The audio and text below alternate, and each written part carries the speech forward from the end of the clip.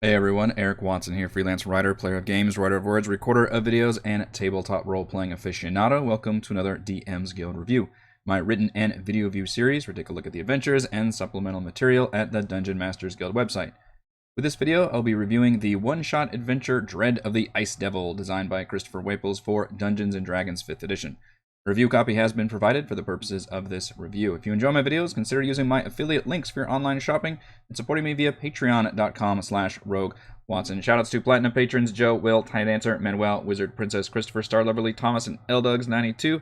And gold patrons RPG Papercrafts, Charming Grenade, Pretty Boy, and Yuma, Marcos, Dave Vicente, Gilberto, Adam, Dead Lizard, Lounge, Sam, Ross, Lumpy Spuds, Jerome, Fatboy619, Scalenia, Nick, and Party McButterpants. Thank you all very much for your support. Now, before you get too excited, I have to say, this does not actually tie in to Rime of the Frostmaiden. I know, you were excited about it, I was excited about it, we were all excited about it. Despite this adventure having Dwergar as the main enemy threat and a devil trapped in ice, which is a very cool cover picture here. This was actually released right before Rime of the Frostmaiden came out, which should give you an idea of the backlog of reviews that I get to deal with. But it would not take a super necessarily creative job to implement this into the Rime of the Frostmaiden adventure. It does take place in Icewind Dale, specifically in Kelvin's Cairn, right next to Caer Konig. It's a very short one-shot adventure, and I realize one-shots by definition are supposed to be short. You're supposed to be able to play them in a single sessions, which is, some folks play D&D for 4 hours. We do not. My group does not play that long. A very lengthy one-shot for us would be pretty much anything that takes us over 3 hours.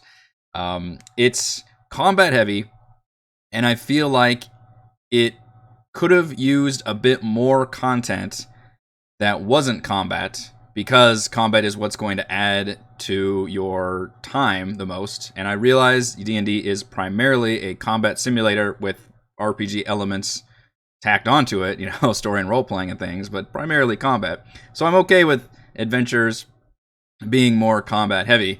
I do feel like it lacks in a few more areas, a few of the nice storytelling moments, or having an NPC to talk to or anything like that would have added a lot more to it. And it is very, very short. As I mentioned, the whole thing, 13 pages. The actual adventure itself is here within the first 8 pages, which is really about the length that I would expect like a player class supplement or something, not an adventure. And part of the problem is a very teeny tiny taunt. I'm not going to make that like a huge negative or anything, because it is admittedly nitpicky, but that's part of your presentation. And I think the actual adventure looks very good. I love this kind of icy background that's used. It's mostly stock art that's used throughout, but we do get full color, grid, detailed battle maps. Super thumbs up from me. I love them. I love to see them, and I so rarely get them. We get these embedded in here for the DM, and then we get separate player version maps as full PNG files you can download from the DM's Guild, and they're pretty cool looking maps. We get this dungeon here, which is where the main adventure takes place, this dwarven garrison, the Dwergar outpost that's in Kelvin's Cairn, and then the actual adventure kicks off with, where's that map? I guess it's not till the end. An actual Yeti fighting in the city, which we get a map of that. So that's really, really cool. I feel like if just this text had been embiggened a bit and spaced out a little bit more, then this 8-page thing could have been 10 or 12 pages, and that would have made a huge difference right there. It would have been way more, the readability would have increased exponentially. Alright, so the actual adventure, we don't get any hooks to bring our characters to Caer Konig, which is another reason why it would probably fit very well in Rime of the Frostmaiden, because our characters are in Icewind Dale for that adventure. Instead, the hook kicks off via a combat encounter as our players arrive in Caer Konig, and there is an abominable Yeti. Not a regular Yeti, which is already I want to say CR5 or something. Yetis are pretty strong. An abominable Yeti is, I believe, a CR 8 or 9. It's just a supercharged version of the Yeti. This thing is rampaging in the middle of town, which is bad news for this poor town, which can't really fight against, probably a regular Yeti bumbling into town, let alone a abominable one. And it has a gibbering mouther strapped to its back as a parasite. So this thing has already eaten its share of the Yeti, driving this thing insane and making it run, presumably down the mountain into this poor town, and just ransacking everything because it just deals with its problems via rage, I assume.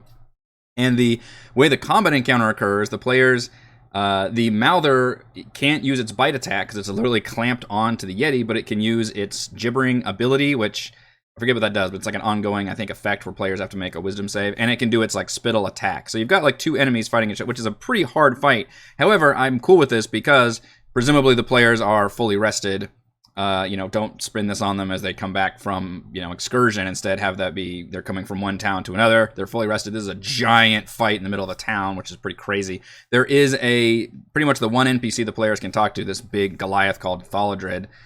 You could presumably use him in the fight if you wanted to, but even then, the designer kind of hand waves over a lot of that NPC social role playing in order to get you into the common encounter quicker. But if you target the gibbering Mouther in that encounter, you could actually free the Yeti, and then the Yeti could run off and you don't actually fight that one. So I just think that's a cool idea for a combat encounter, and it leads to the, like, A, what the hell was a abominable Yeti doing here in town, coming down from the mountain, and B, where the hell did this alien monstrosity come from that was attached to it?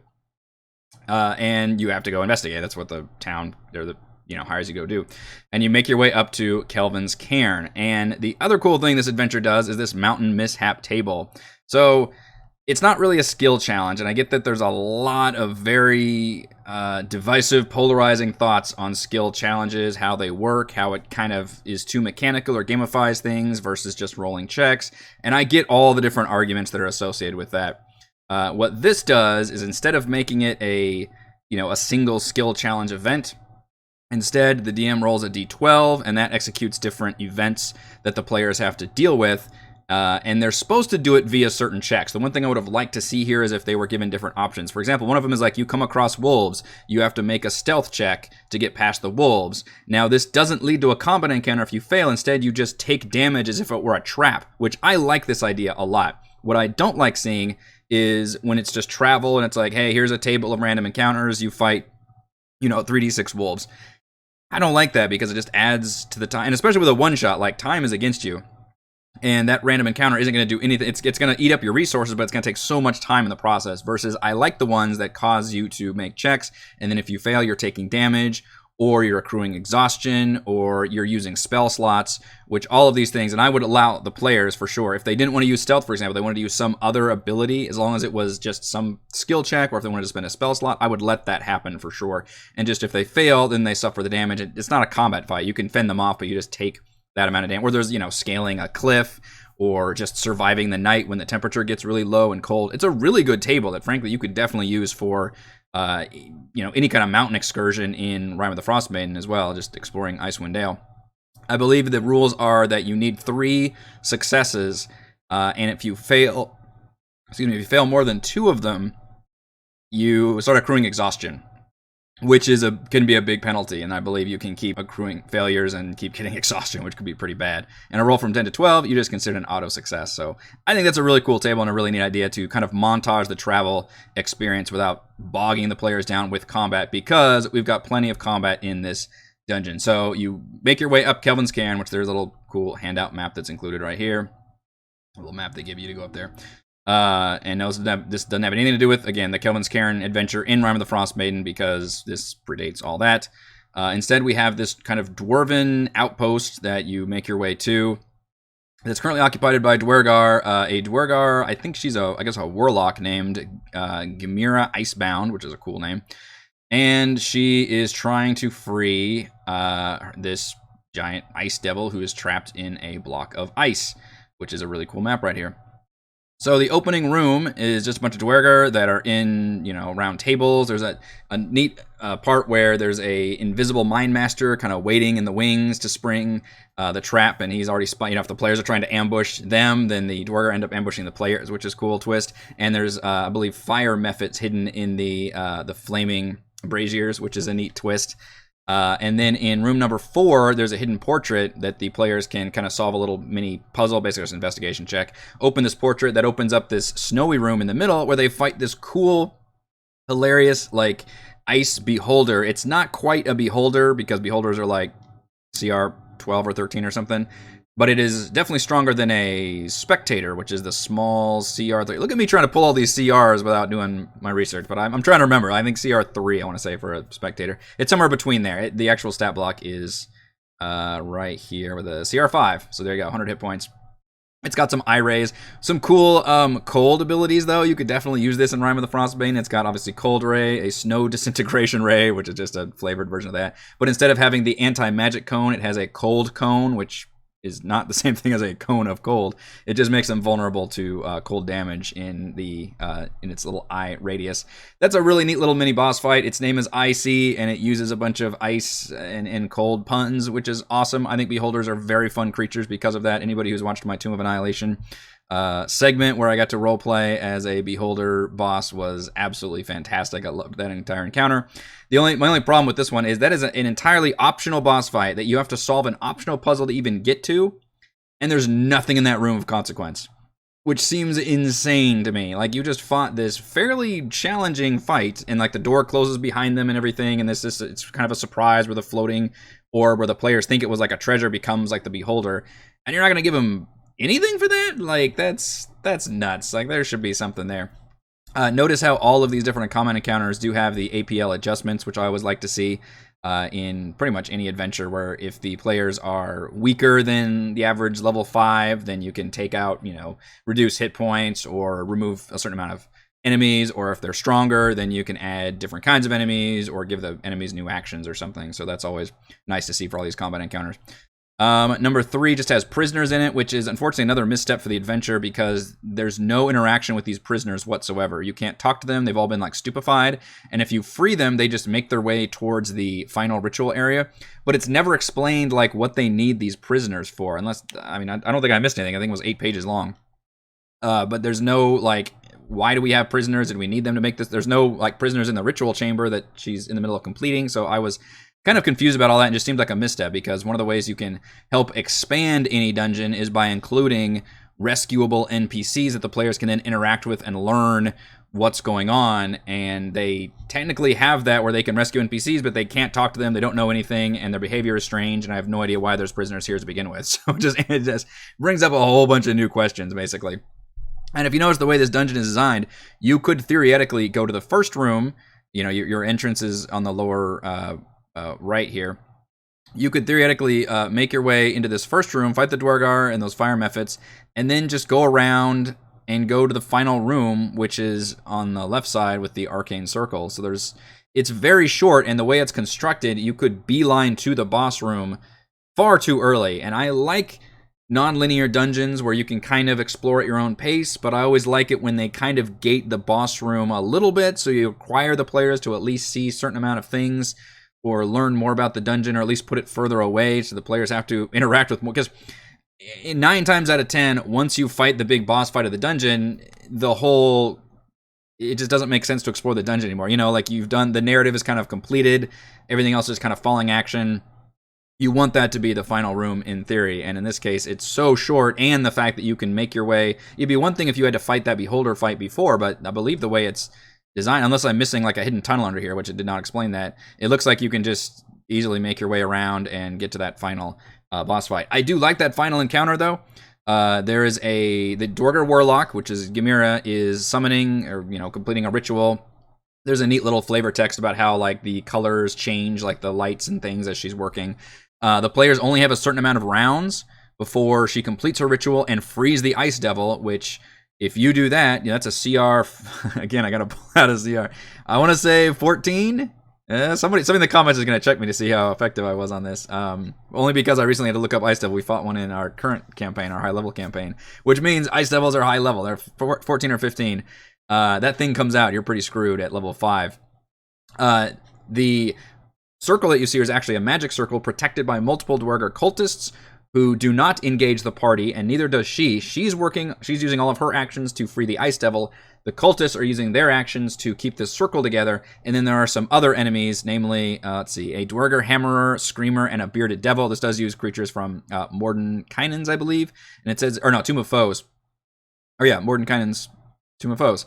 And if you don't have that supplement, then it does provide some replacements that you can use. And then the player's job not only is to fight those enemies, but also to disrupt the ritual, which you would have to fight those cultists to bring down the magic circle in order to fight Gamera and bring her down, and then that finally disrupts the ritual. So I think that's a really cool boss fight because it it's more than just everybody roll for initiative and just kind of attack each other. It gives the players a chance to know you guys actually have to target certain enemies, even though these other enemies are barreling down on you, and that could be a really exciting, cool final encounter. So all of the combat encounters, I think, are very well designed. I think they're very cool. They involve a lot of interesting enemies. It makes sense for where they are, and they're all interesting in their own ways, even going all the way back to that Yeti with the freaking gibbering mouther attached to its back, which it still doesn't ever quite explain where that mouther came from, other than just there's like demon shit going on here. There is a portal to Stygia, which again, that kind of ties into the whole Levistus thing in Rime of the Frost Maiden. But it's not like she's, they're pouring out of that portal or anything, so presumably that's just one that got away. There's just not enough explained about what's happening. It's just a very kind of cut and dry adventure. Not a whole lot of, exploration or storytelling involved here. There's no NPCs to really chat to other than that one kind of Goliath, which just sends you on the quest. But in terms of knocking down the doors of a dungeon and just fighting bad guys and creatures, I think this definitely satisfies that a lot. So, and that's a pretty easy sell. I think it can be harder to sell adventures that are much more storytelling or much more exploration based, because D&D is such a combat focused RPG that those are, I also make a special asterisk being like, okay, you got to be prepared and warn your group for this. For this one, I almost feel like most groups don't need to have that warning, but it's still worth in my review discussing the fact this is a very combat heavy adventure, and it's pretty simple and straightforward. But assuming you like the combat heaviness of it, then I think there's certainly a lot to like there. All right, let's go over my pros and cons for Dread of the Ice Devil. Pros: creative, interesting combat encounters and creature combinations. Pretty much my biggest pro is that all of the, for a combat heavy adventure, the combats are very cool. Every single encounter involves either a unique creature or a unique creature combination. Even the one that's just the Dwerger on the table, there's those hidden fire methods that pop out of the braziers. Like, all that stuff is just really neat idea that makes it far more than just roll initiative and fight each other. There's just always something else going on, or some hidden creature, or just a unique, like that snowy beholder thing going on. Just really, really cool, well-designed combat fights. Pro: APL adjustments for each encounter. So if you've got weaker parties or stronger parties, the designer helpfully puts notes in there on how to increase or decrease the difficulty. Pro: I really liked that mountain mishap table for traveling. Honestly, I may implement something like this for traveling around Icewind Dale, or especially through mountains, in lieu of just doing a bunch of different encounters or doing a skill challenge. I like the idea, especially if we're doing like the Kelvin Cairn mission, or if I got something that's in a specific area. I like the idea of having multiple kind of mini skill challenges of each one a different thing. Maybe even let the players decide what kind of skill they want to use, or unless it's a save or something, everybody has to make that save. And then have it be where if they fail too many times before succeeding, then they start accruing exhaustion. You could probably put a cap on that and say maybe after you reach 2 exhaustion, you basically succeed. Just, you've already hurt yourself enough by having that much exhaustion. But I think that table is really, really cool. And finally, pro: full color grid battle maps. I love to see it. You love to see it. We all love to see it. Separate player versions. You can pop that stuff in. The only thing we don't get non-gridded versions. So it is more of a pain in the ass to put that into something like Roll20, because you have to kind of match the grids up there. But that's, at that point, getting beyond the pale. At this point, you give me the full color grid battle map, I am a happy camper. And I am excited to run a dungeon that's always got, they're already thrown together for me as a VTT player. Thank you for that. Cons: the fact that you don't get any treasure for fighting this optional beholder fight really bugs me, so I put that on a con. I wrote no treasure or reward for solving an optional puzzle and a beholder fight. It's technically not a full beholder, it's like a half-step beholder, but still, that felt very, very strange to put this in a room with no consequence whatsoever. Or at the very least, make that be like there's a lever in there, or, something where that becomes like a main quest. They have to defeat this beholder to then, take its eye and then put the eye up to the final boss room, and then that's what opens it up. That's a way you can get your fight and then ensure the players are doing at least one thing beforehand. So I would have seen either put some nice treasure in here as a side reward, or make it part of the main quest to have to defeat this guy, because it's a cool encounter, but right now there's no reason to go in there, and in fact it's detrimental to fight this creature. The other con is that the overall adventure just feels too short, and not for combat. I think the combat is there, and there's way enough combat for a one shot for sure. The way I would want to see it expanded is I mean, you could add a few more rooms. As I mentioned, you could gate it to where you have to fight the Beholder. Add some more storytelling elements in there. Add the fact that there's the prisoners very much need to be expanded. Like, explain why there's prisoners there. Have one of them be able to talk to the players and talk about what's going on. And maybe the players have to sabotage the portal as part of a different puzzle or something. And add things that aren't combat to expand and lengthen this dungeon. And that will make the overall story a lot better. Final verdict, while it doesn't tie into Rime of the Frost Maiden, Dread of the Ice Devil utilizes several standout combat encounters within a one-shot dungeon in Icewind Dale. Thank you to everyone for watching this video review. You can see my written review at roguewatson.com. You can support my work at patreon.com/roguewatson, and you can follow our own D&D adventures here on my YouTube channel. Thank you.